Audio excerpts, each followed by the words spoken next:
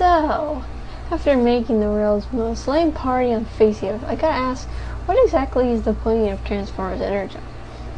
I mean, they started out pretty decent, and there's so much they could have done with the entire series. It had so much potential, and yet they squashed it. So here's a few questions for it. Why in the world did they make... Number one, why in the world did they make Demolisher the way he was? Okay, so at the beginning he started out okay, and he was acting pretty decent. He acted all insecure and stuff, and he seemed a little more mature than he was in Armada. And he cared about that kid named Kicker, even when he went back to Megatron. During that time, he went through some character development, and it seemed like it was a really good idea. It seemed like they were going to do something with that, and then they blew him up. Afterward, his IQ dropped, and he became annoying when Megatron rebuilt him. I mean, what the heck? I know they wanted to make more toys, but did they have to go and do that to him? Question 2. What's the point of bringing back Starscream? Yes, I know he had a new name in the Japanese version, but he was still Starscream. Up until Megatron wiped his mind, it seemed he might be doing something useful with him. And I liked him better then.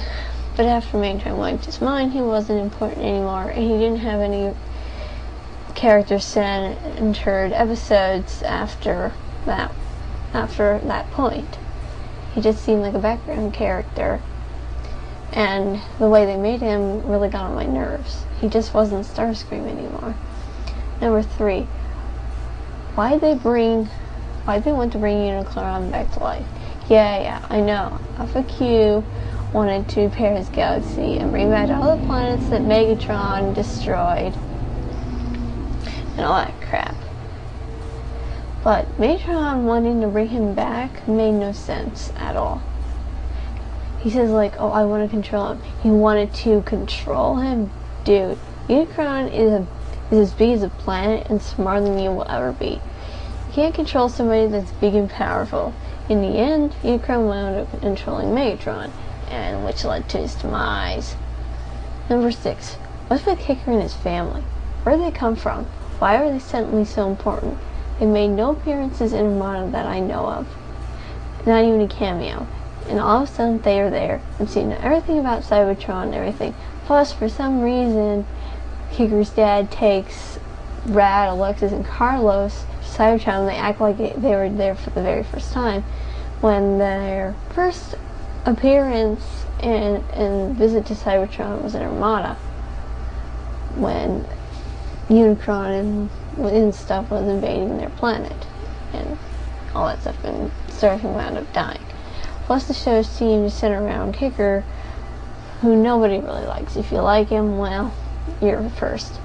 You might as well have called the show Kicker and His Amazing Transformer Friends or something, because the show didn't really center on the Transformers.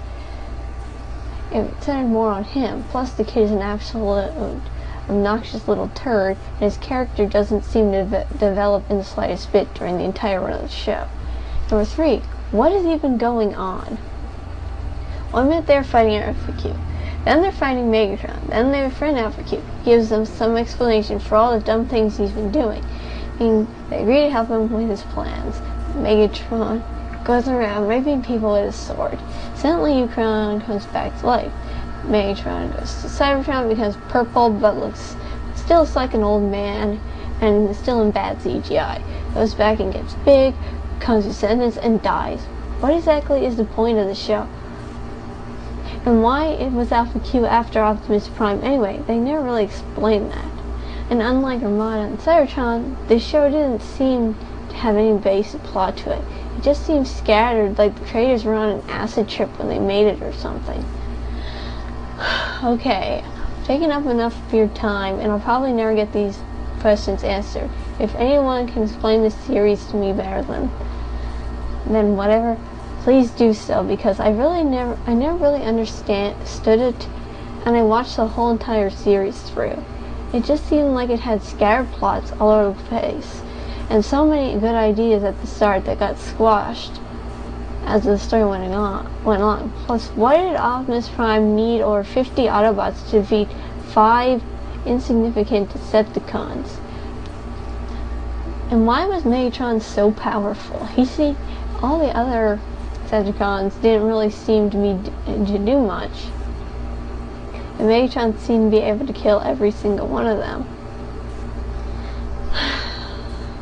Well, thanks for listening. That's about it. If you can explain it, go right ahead. If not, well, what can you do?